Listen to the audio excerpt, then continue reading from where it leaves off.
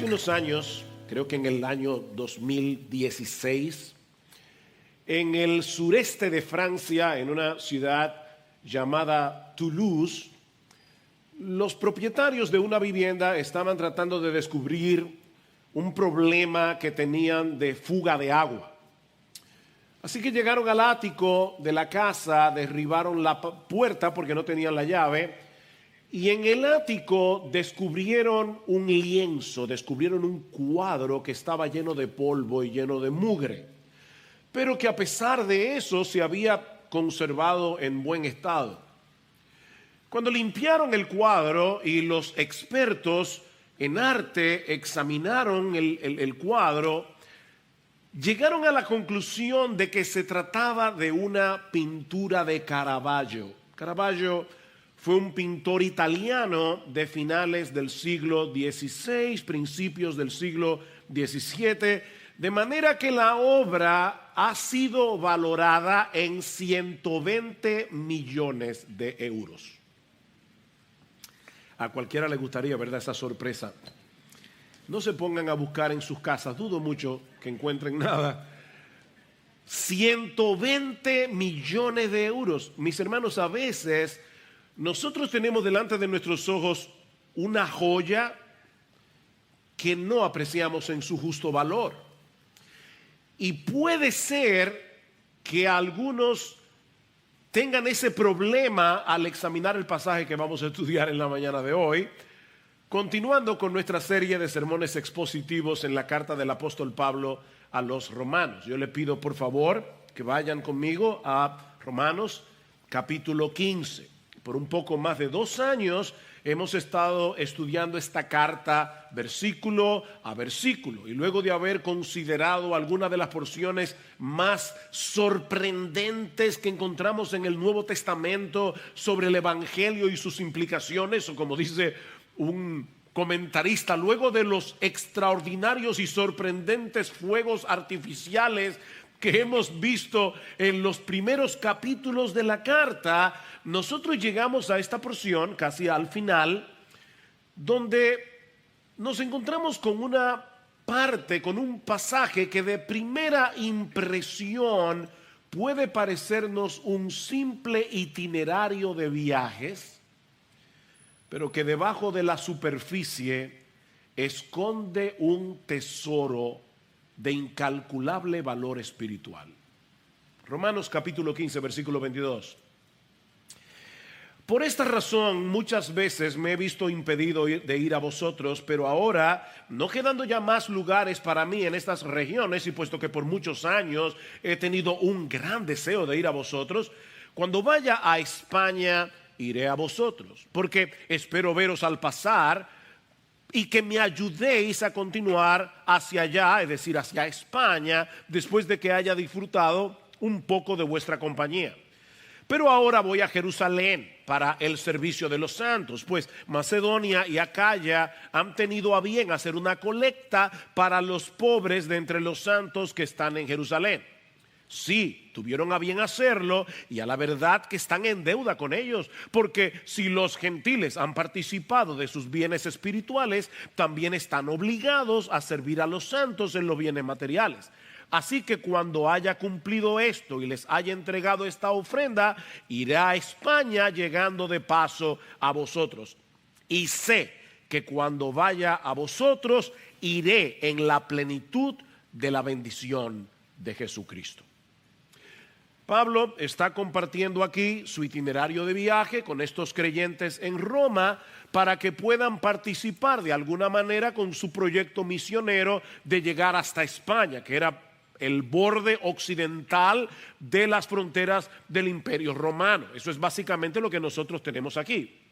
Pero si miramos el pasaje con más detenimiento, nos vamos a dar cuenta que contiene mucho más de lo que se puede ver en la superficie. Mis hermanos, lo que yo quiero probar en esta mañana es que Pablo está compartiendo este itinerario de viaje inspirado por el Espíritu Santo en esta carta para beneficio y bendición de la iglesia de Jesucristo en todas las épocas y en todo lugar. Porque detrás de ese itinerario de viajes encontramos un cuadro impresionante de lo que significa vivir impulsados, energizados, movidos por el evangelio glorioso de nuestro gran Dios y Salvador Jesucristo. Por eso hemos titulado este mensaje Una vida impulsada por el evangelio. Así que yo voy a tomar este itinerario y lo vamos a ver en dos partes. El plan de Pablo de pasar por Roma en su viaje hacia España y su desvío a Jerusalén. Veamos en primer lugar el plan de Pablo de visitar Roma en su viaje a España. Versículo 22 una vez más. Por esta razón muchas veces me he visto impedido y de ir a vosotros, pero ahora no quedando ya más lugares para mí en estas regiones, y puesto que por muchos años he tenido un gran deseo de ir a vosotros, cuando vaya a España iré a vosotros. Si ustedes recuerdan el capítulo 1 de su carta a los Romanos, se van a dar cuenta que Pablo concluye su carta de la misma manera como empezó, manifestando su deseo de ir a Roma. Dice en Romanos en el capítulo 1, versículo 11, y no quiero que ignoréis, hermanos, que con frecuencia he hecho planes para ir a visitaros y hasta ahora me he visto impedido, a fin de obtener algún fruto también entre vosotros, así como entre los demás gentiles. Pablo dice, yo he hecho planes, cuando todo estaba prácticamente listo, me he visto impedido de ir a vosotros. Ahora, ¿qué era lo que había impedido esta visita tan anhelada del apóstol Pablo? El capítulo 1 deja la respuesta en suspenso hasta que llegamos al capítulo 15. Y vemos que lo que había impedido que Pablo visitara a estos creyentes en Roma era su estrategia misionera de predicar el evangelio en aquellos lugares donde Cristo no era conocido. Vean el versículo 20. De esta manera me esforcé en anunciar el evangelio, no donde Cristo ya era conocido, para no edificar sobre fundamento ajeno. Por esta razón, versículo 22, muchas veces me he visto impedido de ir a vosotros. Ven, ahí está la razón. Pablo había escogido la parte más difícil y complicada de la obra misionera: establecer iglesias en aquellos lugares donde nunca antes se había predicado el evangelio. Y él está diciendo aquí, esa es la razón por la que no he podido ir a Roma.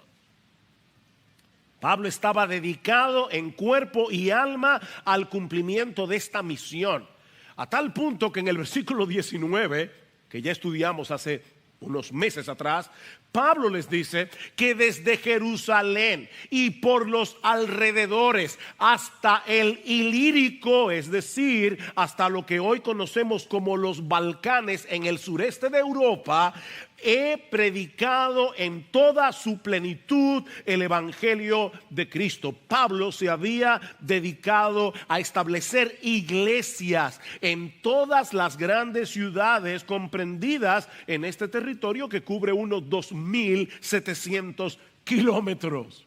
Impresionante.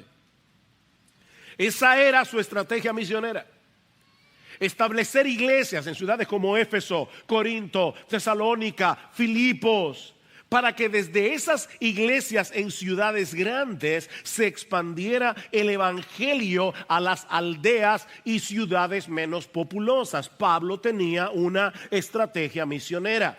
Ahora, como en Roma ya había una iglesia establecida, Pablo había tomado la decisión de postergar su viaje hasta sembrar de iglesias toda esa región en la zona del Mediterráneo.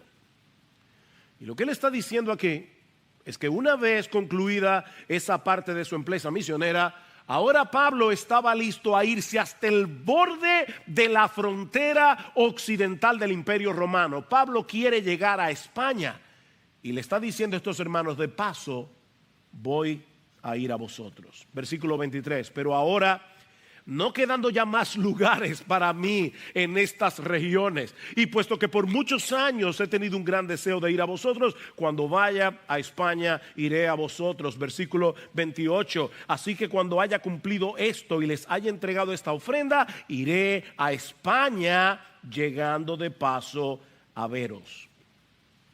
Debo aclarar que cuando Pablo dice en el versículo 23 que ya no le quedaban más lugares donde predicar, Pablo no está diciendo que él había predicado el evangelio a todos y cada uno de los inconversos que vivían en esa zona. Lo que él quiere decir es que él había llevado a cabo lo que se había propuesto: fundar iglesias en las grandes ciudades, en las ciudades estratégicas comprendidas en esa región.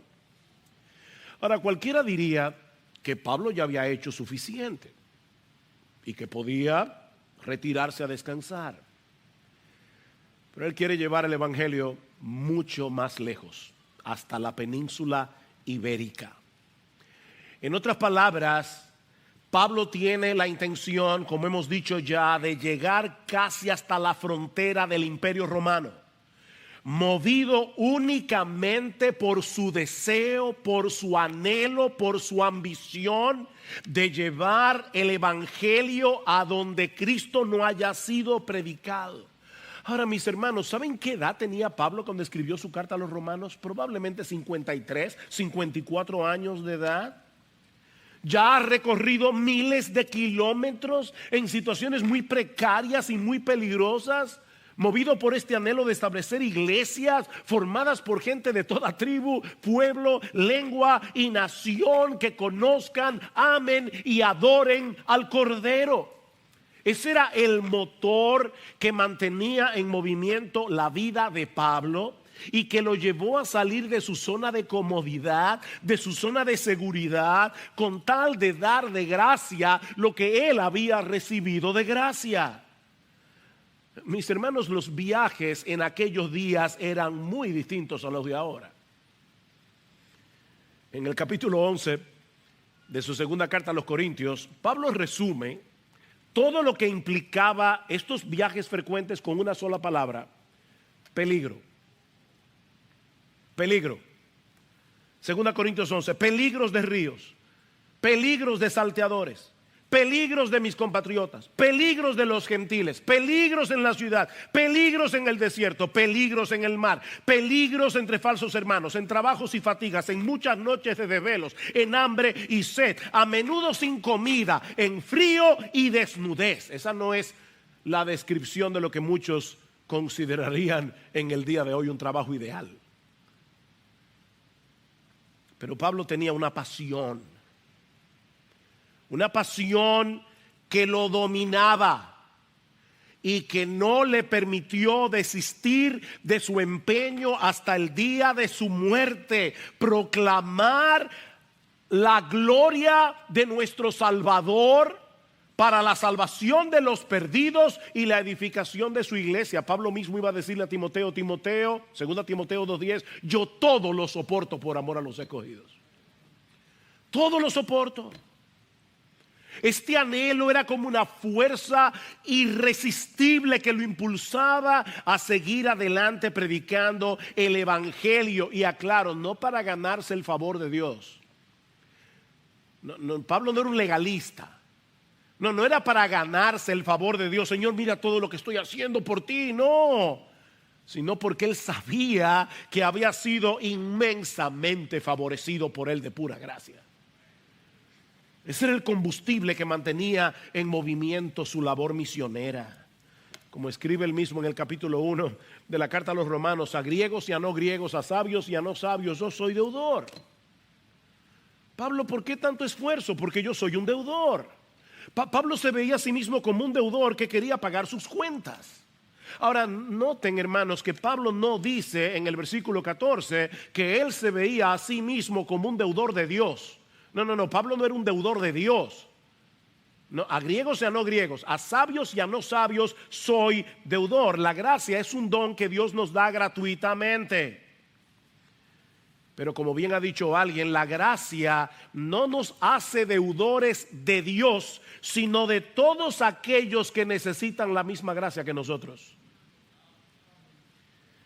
Mira, mi hermano, cuando tú te ves a ti mismo como un miserable pecador que solo mereces la condenación del infierno y llegas a entender que Dios te miró con ojos de misericordia y que tuvo compasión de ti al precio de la vida de su Hijo, ¿no debería eso moverte a dar de gracia lo que tú recibiste de gracia? ¿O acaso tú piensas que los otros pecadores no califican para recibir la misma gracia que tú? Es increíble cómo nosotros salimos de un mundo pecador y muchas veces nos sentimos mejores que los inconversos. Nos sentimos orgullosos de lo que somos ahora como cristianos, como si nosotros hubiéramos nacido así toda la vida. Es por gracia, mi hermano, nadie califica. Nadie califica. Mira, mi hermano, si tú te sientes ahora superior a los demás o te guardas esa gracia para ti, sabiendo que hay muchos otros tan necesitados de esa gracia como lo estabas tú cuando estabas perdido en tus delitos y pecados, nosotros tendríamos razones para poner en dudas el hecho de que tú hayas conocido realmente una gracia tan extraordinaria. De manera que es una especie de deuda moral. Pero es mucho más que eso. Es mucho más que una deuda moral. Mis hermanos, la gracia de Cristo nos hace deudores, pero no con una deuda de imposición legalista, sino con una deuda de asombro, de gozo y de gratitud. No es tengo que predicar. No, es que yo quiero que tú conozcas al bendito, hermoso, glorioso, maravilloso Salvador que yo he conocido. Yo quiero que tú seas partícipe de la misma bendición de la que Dios me ha hecho partícipe por su pura gracia, solo por su misericordia. Tal vez sea por eso que Pablo no se veía a sí mismo como un super cristiano que estaba haciendo cosas super heroicas para el Señor. No. Pablo se veía como un creyente, igual que tú, igual que yo, que estaba reaccionando a la gracia como todo creyente debería reaccionar. Llama poderosamente la atención la manera tan casual como Pablo menciona su itinerario de viajes. Es casi seguro que Pablo escribió su carta a los romanos estando en Corinto, en la ciudad de Corinto. Así que el plan que Pablo está revelándonos aquí es el siguiente. Desde Corinto él iría primero a Jerusalén. Recuerdan, yo quiero ir a Roma, pero necesito ir primero a Jerusalén. Así que desde Corinto él va primero a Jerusalén. Desde Jerusalén va a España y en el camino pasa por Roma. Ahora, él lo dice, ¿verdad? Como, este es mi plan. Miren, mis hermanos, si Pablo hubiera hecho esos 3 viajes en barco, el primer tramo, Corinto-Jerusalén, habrían sido unos 1,290 kilómetros, es decir, la distancia que hay entre Santo Domingo y Miami. El segundo tramo, Jerusalén-Roma, habría sido 2,410 kilómetros. Y el tercer tramo, Roma-España, habrían sido unos 1,125 kilómetros. Un total de 4,830 kilómetros. Y si alguno de esos tramos hubiera sido por tierra, entonces la distancia habría sido muchísimo mayor. Pero Pablo lo menciona como si estuviera diciendo que quería ir de Santo Domingo a Santiago en un autobús de la metro. Es sin fanfarria. Miren, yo quiero que ustedes me ayuden a llegar a España, así que déjenme compartirles cuál es mi plan. Nada heroico. Una prueba más de que Pablo se veía a sí mismo como un cristiano común y corriente la vemos en la razón por la que Pablo deseaba ir a Roma. Vean una vez más el versículo 23. Pero ahora, no quedando ya más lugares para mí en estas regiones, y puesto que por muchos años he tenido un gran deseo de ir a vosotros. Pablo tenía años deseando visitar esta iglesia, pero no nos dice por qué. Tenemos que volver al capítulo 1 para entender la razón. Porque anhelo veros, dice en Romanos 1:11, para impartiros algún don espiritual a fin de que seáis confirmados. Pablo anhelaba ir a Roma para bendecir a estos creyentes de Roma. Pero ahora escuchen lo que sigue diciendo Pablo en el versículo 12 del capítulo 1. Es decir, para que no lo malentiendan cuando él dice, yo quiero impartirles algún don espiritual. Y ahora él dice, es decir, para que cuando esté entre vosotros nos confortemos mutuamente, cada uno por la fe del otro, tanto la vuestra como la mía. Ven, mis hermanos, Pablo no se veía a sí mismo como un super cristiano que no necesitaba de nada ni de nadie, porque Jesucristo me suple directamente todo el combustible espiritual que yo necesito. No, Pablo no se veía así. Él anhelaba llegar a Roma para bendecir a estos creyentes y para ser bendecido por ellos. Por eso dice en el versículo 29, así que cuando vaya a vosotros iré en la plenitud de la bendición de Cristo. Pero esa bendición no era unilateral. Él no está diciendo, yo voy a bendecirlos yo, ¿verdad? Con mi supercristianismo, con la plenitud de la bendición de Cristo. No, es que yo quiero que nosotros disfrutemos de esa plenitud de bendición. Esa es la perspectiva que todo creyente debe tener de sí mismo y de su iglesia. Miren, mis hermanos, nadie aquí es autosuficiente como para vivir su vida cristiana independientemente de los demás. La razón por la que Cristo te puso en una iglesia local es para que puedas ser de bendición a otros, mientras los otros son de bendición para ti. Nos necesitamos mutuamente. Es en parte por esa razón que Pablo está compartiendo con estos creyentes su itinerario de viaje. ¿Saben para qué? Para que se involucraran como iglesia en su proyecto misionero. Él dice, yo no puedo hacerlo solo. No era el super apóstol Pablo, yo no puedo hacerlo solo. Versículo 24. Cuando vaya a España iré a vosotros, porque espero veros al pasar y que me ayudéis a continuar hacia España. Necesito vuestra ayuda. Y la palabra que se traduce aquí como ayudar era un término técnico que en el primer siglo se usaba para la colaboración misionera de una iglesia. Propempo. Él está diciendo, yo necesito vuestra ayuda, yo necesito vuestro sostén económico, necesito vuestras ofrendas. Yo no puedo hacer este proyecto solo. Y no solo las ofrendas, yo necesito sus oraciones. Versículo 30. Os ruego, hermanos, por nuestro Señor Jesucristo y por el amor del Espíritu, que os esforcéis, y la palabra literal allí es que luchéis, que peleen esta batalla juntamente conmigo en vuestras oraciones. Oren por mí.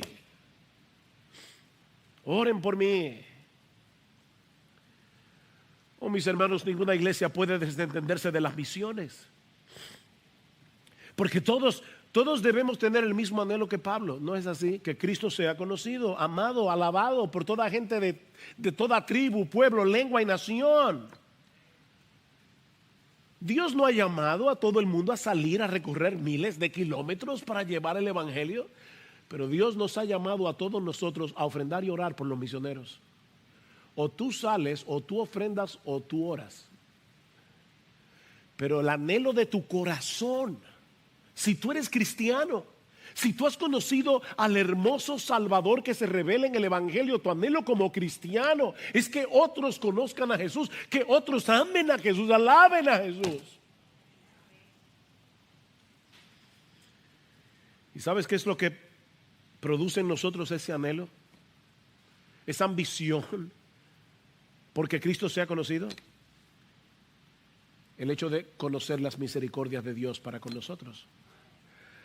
Recuerden que ese es el punto de partida de la vida cristiana práctica. Romanos 12:1. Os ruego por las misericordias de Dios. Os ruego por las misericordias de Dios que presentéis vuestras vidas en sacrificio vivo, santo, agradable a Dios. Es el entender, el meditar, el apreciar las misericordias de Dios. Decía el puritano Thomas Watson que Cristo saltó al océano de la ira del Padre para salvar a su esposa de morir ahogada. ¿Tú oíste eso? Cristo voluntariamente se hizo hombre para sumergirse en el océano de la ira de su Padre para salvar a su esposa, de la que tú y yo pertenecemos, de morir ahogada. Mi hermano, ¿qué tan a menudo tú te visualizas con asombro siendo parte de esa esposa que Cristo rescató?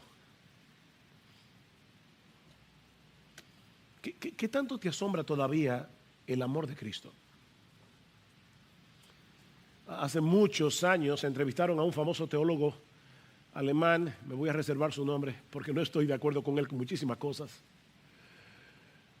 Pero le preguntaron a este hombre, una mente brillante, quizás una de las mentes más brillantes de su época, y le preguntaron, ¿qué es lo más profundo que tú has llegado a entender estudiando la Biblia? Y él respondió con las palabras de un corito. Se lo voy a decir primero en inglés, luego en español. Jesus loved me, this I know. Yo solo sé que Jesús me ama. Yo no tengo nada más profundo que eso. Cristo me ama y yo lo sé. Mis hermanos, es el amor de Cristo lo que impulsa la vida cristiana. El amor de Cristo nos constriñe, el amor de Cristo nos presiona, el amor de Cristo nos empuja, considerando esto, que si uno murió por todos, según a los Corintios 5:14, si uno murió por todos, luego todos murieron y por todos murió, para que los que viven ya no vivan para sí, sino para aquel que murió y resucitó por ellos. El hombre que escribió esas palabras modeló esas palabras. Oh, mis hermanos, el entendimiento de la gracia recibida nos impulsa a vivir una vida que imparte gracia. La gracia imparte gracia. Eso incluye la predicación del evangelio a los perdidos, pero incluye mucho más, como vemos en la segunda parte de este pasaje. Ya vimos el plan de Pablo de ir a Roma en su viaje a España. Veamos ahora en segundo lugar su desvío hacia Jerusalén, versículo 25. Pero ahora voy a Jerusalén para el servicio de los santos, pues Macedonia y Acaya han tenido a bien hacer una colecta para los pobres de entre los santos que están en Jerusalén. Sí, tuvieron a bien hacerlo y a la verdad que están en deuda con ellos, porque si los gentiles han participado de sus bienes espirituales, también están obligados a servir a los santos en los bienes materiales. Si tomas un mapa del Mediterráneo, te vas a dar cuenta que el itinerario de viajes que Pablo está planteando aquí es bien raro, bien raro. Recuerden que muy probablemente Pablo estaba en Corinto, la ciudad de Corinto, en Grecia, cuando escribe esta carta. Ya les había dicho, déjenme ver cómo se lo coloco, pero Grecia, Israel, España y Roma en medio. Ok, él dice, estoy aquí en Corinto, yo quiero ir a España y de paso voy a veros. Pero hay un problemita, yo necesito primero ir a Jerusalén, al otro extremo, un desvío raro. En otras palabras, Pablo les está diciendo, yo quiero tengo años acariciando el deseo de ir a ustedes, quiero ir a España a predicar el evangelio, pero necesito hacer un pequeño desvío de 1290 kilómetros, si fuera en barco. Si fuera tierra, unos 5,000. Pequeño desvío. Y todo eso para llevar una ofrenda. Escúchame, Pablo, pero mira, lo que tú haces predicando el evangelio nadie lo puede hacer, pero enviar la ofrenda, envíasela con cualquiera. Si Pablo estaba tan interesado en la expansión del evangelio, ¿por qué mete a Jerusalén en su agenda? Y en el libro de los Hechos vemos que ya camino a Jerusalén se le aparecen profetas. Ágabo le dice, si llega a Jerusalén te van a meter preso. Y él sigue. Pero es que si te meten preso no vas a llegar a España. O sea, ven lo ilógico, ¿verdad?, que parece todo esto. ¿Por qué Pablo mete a Jerusalén en su agenda? Bueno, antes de responder esa pregunta, es necesario que veamos primero cómo veía Pablo esa ofrenda, porque hay algo en la naturaleza de la ofrenda que si nosotros no lo vemos no vamos a entender a Pablo. Pablo dice en el versículo 26 que los creyentes de Macedonia y Acaya, en la región de Grecia, en su mayoría gentiles, han tenido a bien, les ha agradado hacer una colecta para los santos para los pobres, de entre los santos que están en Jerusalén. Y vuelve y repite la misma idea en el versículo 27. Sí, tuvieron a bien hacerlo. La razón por la que yo le pedí a los pastores que abrieran el culto con la lectura de 2 Corintios 8, que tal vez algunos dijeron, ¿por qué estamos leyendo 2 Corintios 8 si vamos a predicar de Romanos? Porque yo quería que ustedes vieran lo que Pablo dice de esa ofrenda, que de paso Pablo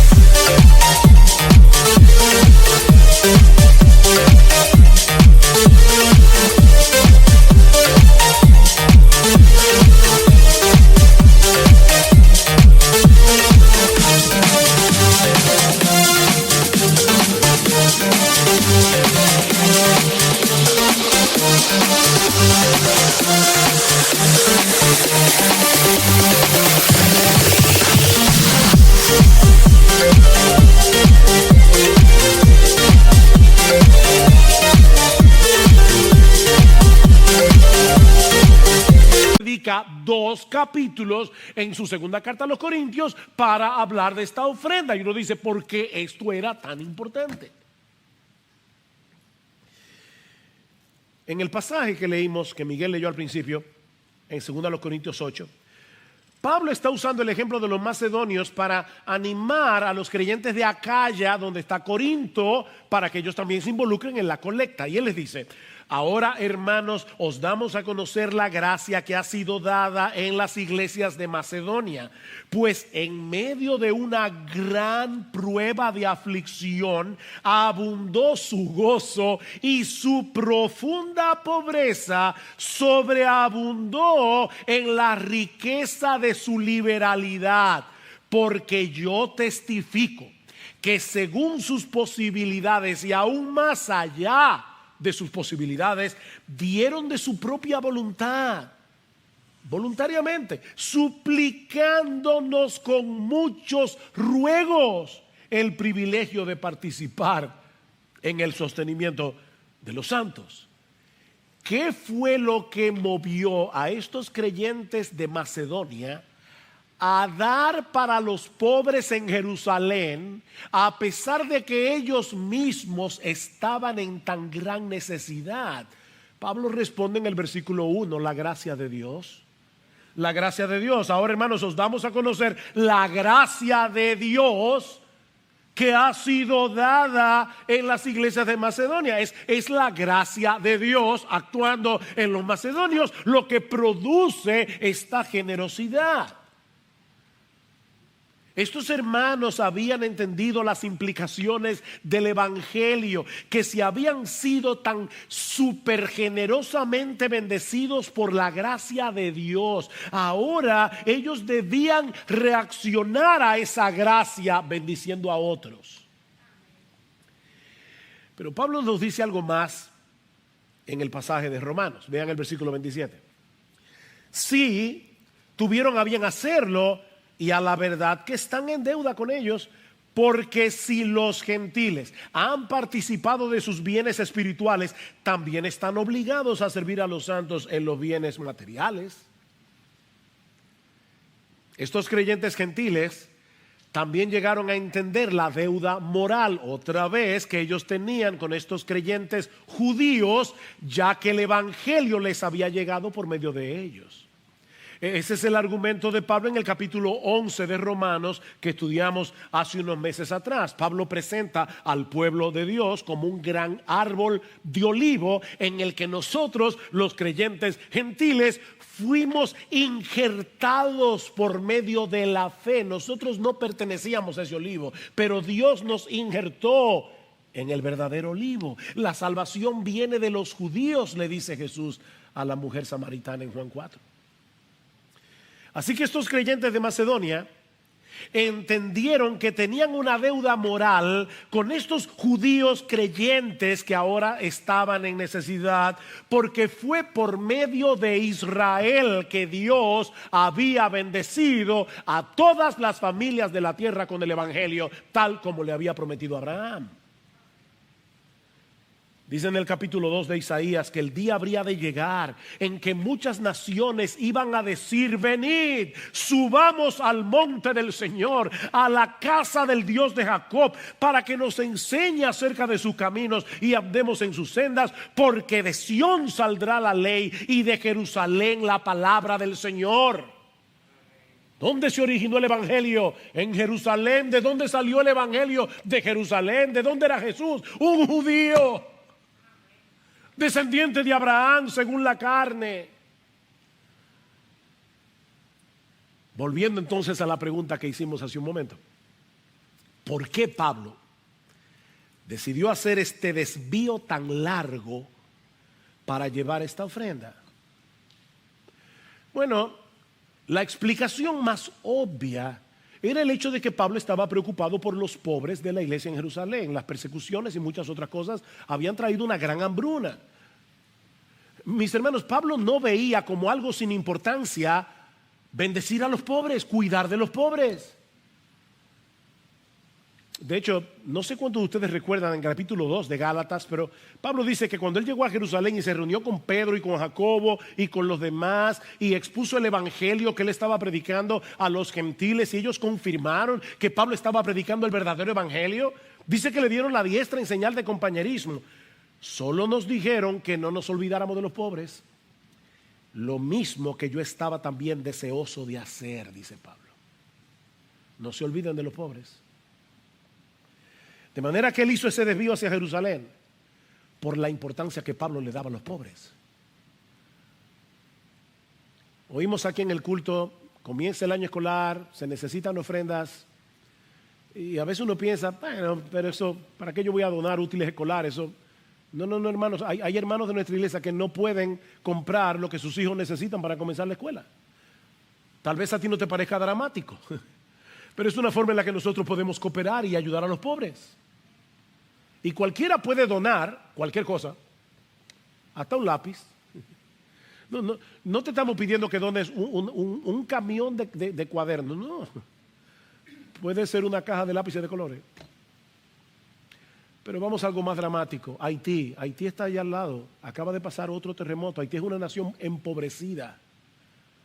Hermanos, eso debe dolernos en el corazón. Cuando tú ves los videos de lo que está sucediendo en Haití, cuando cayó esta lluvia ahora que cayó aquí en nuestro país, yo no pensaba, wow, yo estoy aquí en mi casa de lo más tranquilito, arropado con mi sábana, con un techo encima. Pero hermanos, hay hermanos nuestros en Haití ahora mismo comprados por la sangre del Cordero que no tienen un techo encima, y cuando llueve tienen problemas. Hay hermanos nuestros que viven en Afganistán que están sufriendo persecución, que sus vidas están en riesgo. Hermanos, rompe el corazón ver a sus padres entregar a sus niños a los Marines para que los salven de los talibanes. Eso debe rompernos el corazón y debe movernos a orar. El evangelio de la gracia debe hacernos sensibles a las desgracias de los demás, sobre todo de nuestros hermanos. Pero hay otra razón para este desvío. Hay otra razón implicada en el versículo 28. Así que cuando haya cumplido esto y les haya entregado esta ofrenda, iré a España llegando de paso a veros. Hay un problemita aquí. La traducción de este pasaje no es nada fácil.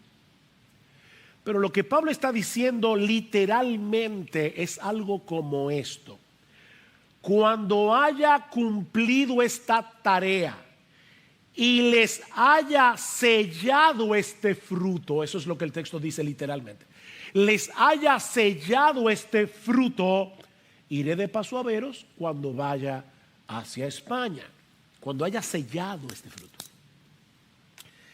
Los sellos eran usados en la antigüedad como una afirmación oficial de autenticidad. Una cosa sellada era auténtica. Esta ofrenda era un fruto, como Pablo lo menciona aquí, que autenticaba la conversión de estos gentiles al Mesías de Israel. Algo que aparentemente muchos judíos creyentes de Jerusalén ponían en dudas, tenían dificultades de admitir. Para nosotros es muy difícil entender la dinámica que jugó el evangelio al producir iglesias donde habían creyentes judíos y gentiles adorando juntos al Dios de Israel. Para nosotros eso es tan común en el día de hoy. En el primer siglo, para algunos judíos, eso era inadmisible. John MacArthur, comentando acerca de este texto, dice: durante este periodo todavía existía una animosidad y desconfianza considerables entre creyentes judíos y gentiles. La ofrenda proveniente de las iglesias básicamente gentiles de Macedonia y Acaya, que en su mayor parte también eran pobres, fue un poderoso gesto de amor y reconciliación para los empobrecidos santos que están en Jerusalén. Pablo, dice MacArthur, tenía el firme compromiso de llevar esta ofrenda al lado de representantes de las iglesias gentiles que la habían dado, con el fin de promover la armonía dentro del cuerpo de Cristo. Y más adelante añade: el apóstol quería asegurarse de dejar entregado este fruto para confirmar con su sello apostólico el amor y gratitud genuinos de aquellos representantes gentiles querían expresar cuando presentaron su contribución a los santos judíos que padecían necesidad en Jerusalén. ¿Ven el punto? Pablo estaba interesado en que estos creyentes judíos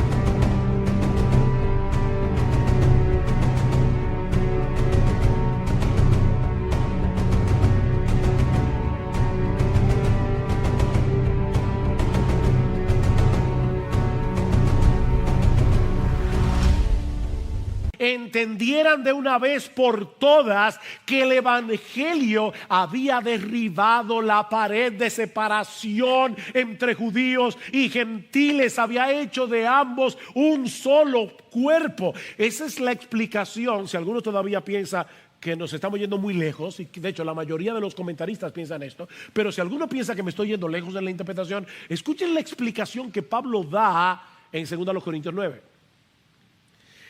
Porque la administración de este servicio, es decir, la ofrenda que ustedes están recogiendo para los pobres de Jerusalén, no solo suple con plenitud lo que le falta a los santos, sino que también sobreabunda a través de muchas acciones de gracias a Dios por la prueba dada por esta administración, por la prueba, por lo que evidencia esta colecta, esta involucración de estos creyentes gentiles con los pobres en Jerusalén.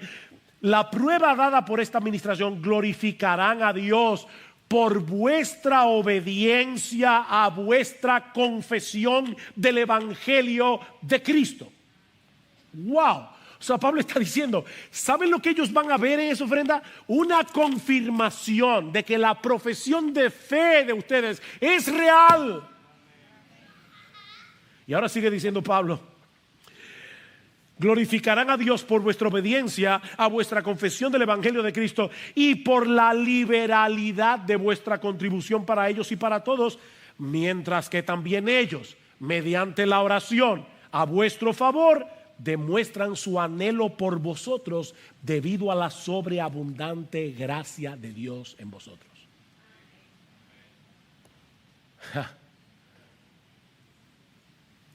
¿Qué visión tenía Pablo?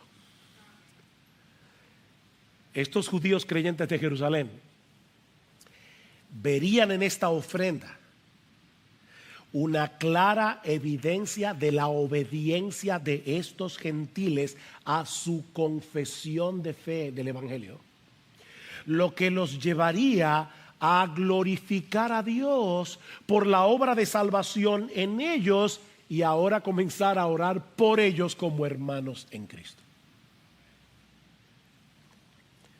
¿Se dan cuenta? Esta ofrenda era mucho más que una ofrenda. Pablo quería así aliviar las necesidades de los pobres en Jerusalén, pero también estaba interesado en la unidad de la iglesia.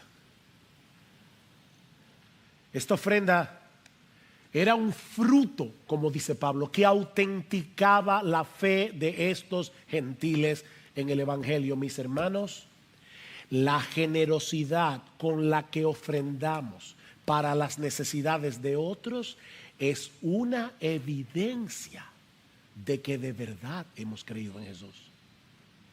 Estos creyentes le rogaban a Pablo y Pablo probablemente le decía, pero es que ustedes están en necesidad. No, Pablo, por favor, Pablo, nosotros queremos ofrendar. Nosotros queremos mostrarles nuestro amor a estos hermanos judíos. Por favor, no nos los impidas.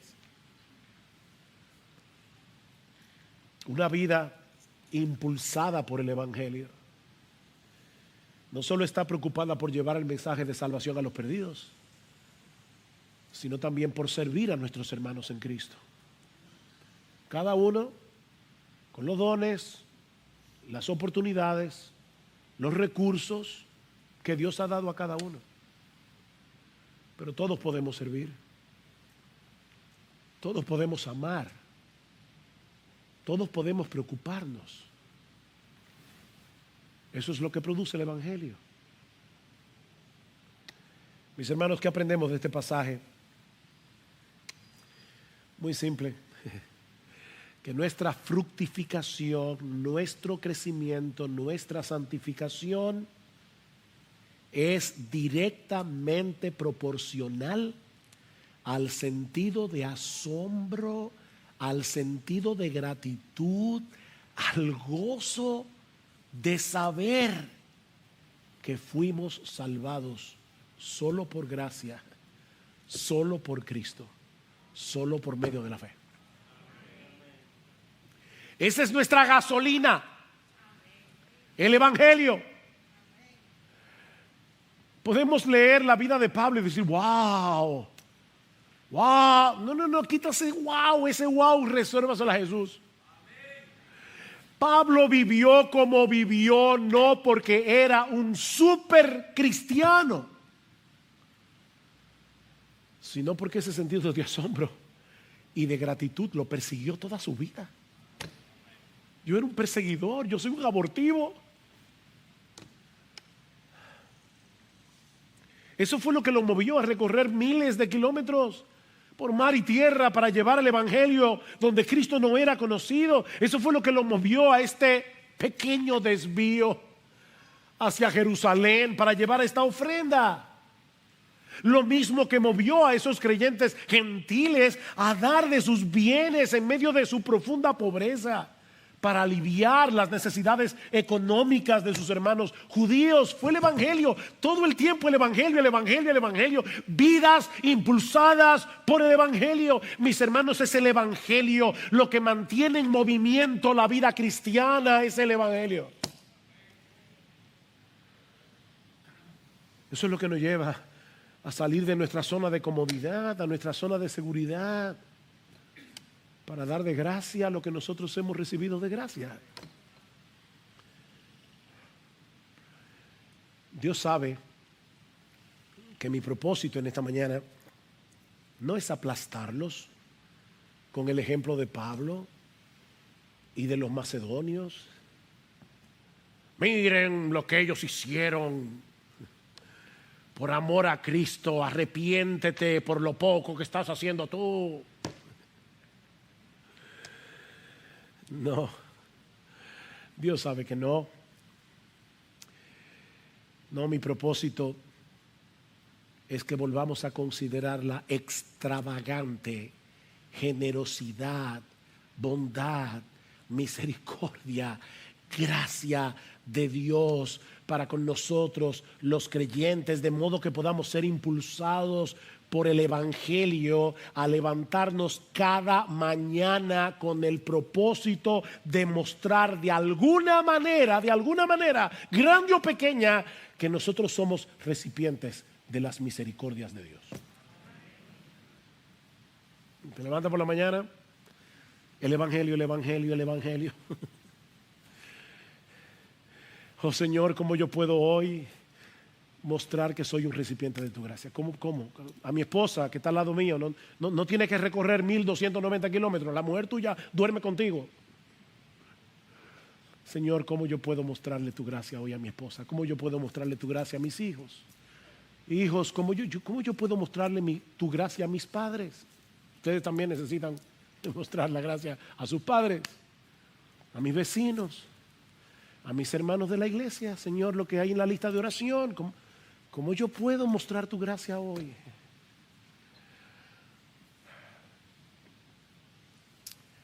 Oh, mis queridos hermanos, meditemos en este precioso evangelio día y noche.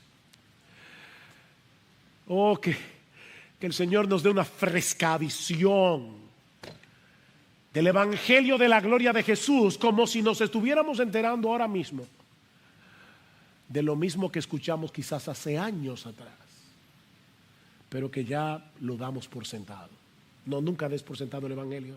Nunca des por sentado el evangelio. Es el amor de Cristo lo que nos constriñe, lo que nos mueve.